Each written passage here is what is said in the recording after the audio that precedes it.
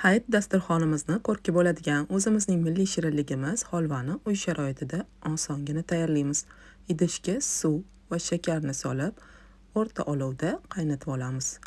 Qaynab chiqqanidan keyin 14-15 minut shu olovda qaynatishni davom ettiramiz. Qiyomni tayyor bo'lganini sovuq suvga tomizganimizda yig'ilsa tayyor bo'ladi va gazni o'chiramiz. Alohida idishda xona haroratidagi sariyog', qaynoq qiyomni ehtiyotkorlik bilan solib, saryog'i eriguncha aralashtiramiz. Suxoy molokoni birdaniga emas, ikkiga bo'lib solamiz. Tez-tez aralashtiramiz va qolipga joylaymiz. Ustiga uyingizda bor yong'oqlardan foydalansangiz bo'ladi.